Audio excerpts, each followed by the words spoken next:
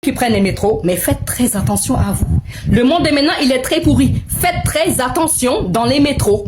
Faites très attention dans les métros. La dernière fois, j'étais dans le métro, ma voiture, elle était en panne. Voilà, du coup, j'avais des courses à faire, je suis partie dans le métro. Déjà, rien qu'avant d'arriver dans le métro, dans le magasin, il y a un gars, voilà, qui me suivait de très près. Je sors, il m'attend, il garde sa voiture, il m'attend, il fait le tour autour de moi. Voilà, j'ai pas calculé. Au lieu d'aller dans le métro, eh ben, j'ai continué, j'ai pris la voie où il y avait du monde. Et puis après, j'ai fait demi-tour quand j'ai vu que la voiture, elle est partie. J'ai fait demi-tour, je suis allée dans le métro. Et bien, j'étais en train de payer mon ticket pour le métro. Et je vois un jeune homme. Déjà le métro, c'est comme une soirée horreur. Vous comprenez un peu? Parce que c'est tellement calme. Des fois, c'est tellement calme, tu vois personne. Et pourtant, c'était le matin. C'était vers 11h midi. Et j'étais en train de payer mon ticket. Et d'un coup, je vois un gars qui descend les escaliers. Et je sentais qu'il y a quelque chose qui n'allait pas. Je me suis dépêchée, j'ai pris mon ticket. Et le temps que je passe, il a crié. Hé, hé. Et ben j'ai couru, j'ai même pas regardé les tableaux dans quelle direction je devais partir. Non. Et ben j'ai pris la première direction que j'ai prise. Et je suis partie. Et le gars, il m'a suivi. Le gars, il m'a suivi dans le métro. Et il est descendu. Heureusement, il y avait une fille. Dès que je suis descendue, il y a une autre fille qui est venue, heureusement. Sinon, j'allais être seule là-bas à attendre le métro. Qui sait ce qu'il allait me faire? Et quand la fille elle est venue, le gars, il n'est pas descendu. Et ben, il est arrêté. Je fais comme si je ne l'ai pas vu. Le gars, il s'est arrêté et il m'attendait. Et moi, j'ai fait exprès de demander à la dame, c'est ce métro-là qui part à tel endroit? Elle me dit, non, c'est pas celui-là, c'est l'autre. Je dis, ben oui, je sais que c'est l'autre, mais je vais rester là quand même. Je vais rester là quand même parce que j'avais déjà regardé. Je lui ai dit, je vais rester là quand même. Et elle m'a compris, elle est restée avec moi. Et le gars, il m'attendait, il a vu que je n'allais pas remonter. Et ben, il a fait demi-tour.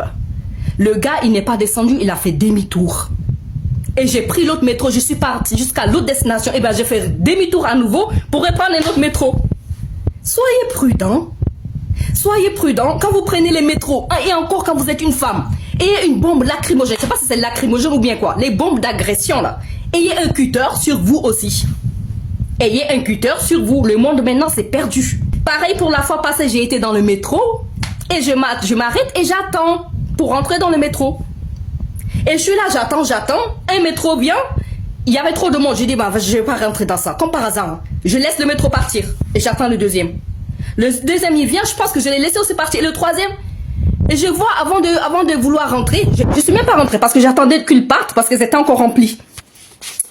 Et je vois un gars qui se lève de l'autre côté là-bas. Et il marche vite. Je savais que ça sentait pas bon. Ça sentait mauvais, en fait. Et là, je vois, il marche vite. Il vient, il sort du métro, de l'autre côté. Il passe devant moi. Et il va rentrer dans le métro. En fait, en face, il va rentrer c'est dans le même métro. Mais il est sorti de l'autre côté. Il est venu faire le tour. Il est rentré. Et il a mis une patate, en fait. Il a mis un coup de poing à un gars. Et le gars, il est assis. Et une personne âgée en plus. Hein.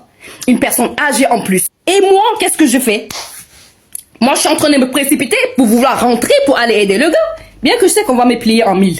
Voilà, je suis maigre comme tout, mais je m'en fous.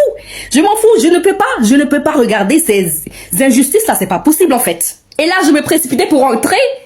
Et les autres, eux, ils couraient pour sortir. Au lieu d'aider, hein, ils n'aident pas. Hein. Ils n'ont pas aidé. Hein. Ils n'étaient pas en train de dire qu'ils vont aider le gars qui se fait frapper là-bas. Là. Non.